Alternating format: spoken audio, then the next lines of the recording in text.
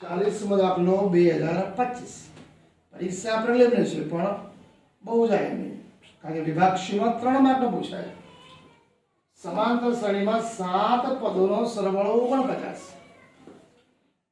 બીજું 17 પદોનો સરવાળો 289 289 તો 20 પદોનો સરવાળો કેટલો?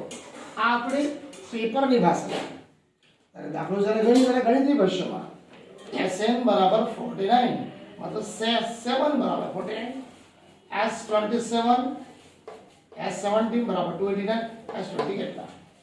તો અહીંયા જે સરવાળાનું જે સૂત્ર આવે સમાંતર શ્રેણીમાં Sn બરાબર n ભાગ્યા 2 કાસમાં 2a n - 1 * d. S7 બરાબર 7 ભાગ્યા 2 2a 7 - 1 * d બરાબર કેટલા આપ્યા છે? 49. જોડે લઈ લેવાનું. तो અહીંયા 2a 7 માણસે કેટલા થાય? 6 ડાયરેક્ટ મૂક્યા છે 2 + 60 બે છેદમાં ક્યાં જશે? 49 વડે ગુણાકારમાં 7 છેદમાં 7 49 7 2 14 આ 2a + 60 માં બે કોમન કાઢીશું તો a + 3d બે ગુણાકારમાં ક્યાં જાય? છેદમાં 2 * 14 a + 3d બરાબર 7 સમીકરણ નંબર 1 તમે કહી શકો.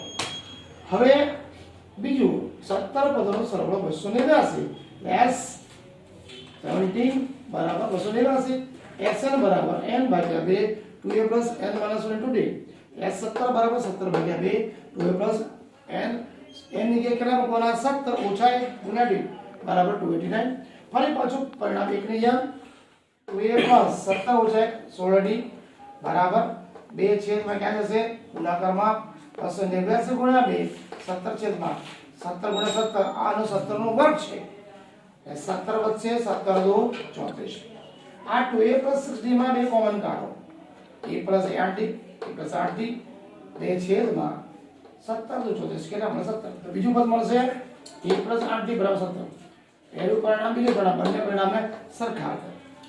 a + 3d = 7 a + 8d = 7. જ્યારે સરખાવીએ ત્યારે લોપની રીત ખાસ દેવાની. લખવાનું ચિહ્નો બદલતા પ્લસ એ માઇનસ -80 એ માઇનસ ઉડી જાય, 0 મૂકતા નથી. 3d માંથી -8d કેટલા મળે? -5d 7 + 17 -10 -5 2 10 કેવા થાય? ધન. આગળ આપણે સમજાવ્યું કે કેમ પદનું ધ્યાન આપવાનું. હવે એની કિંમત સમીકરણ નંબર 1 માં મૂકું. a + 3d = 7 a + 3 3 2 6 6 બરાબર આવું જાય એ બરાબર 1 મળે. હવે બધું જ મળી ગયું. સમીકરણ 1 સમીકરણ 2 d ની વેલ્યુ a ની વેલ્યુ. તો મૂળ દાખલો 20 પદોનો સરવાળો કેટલો?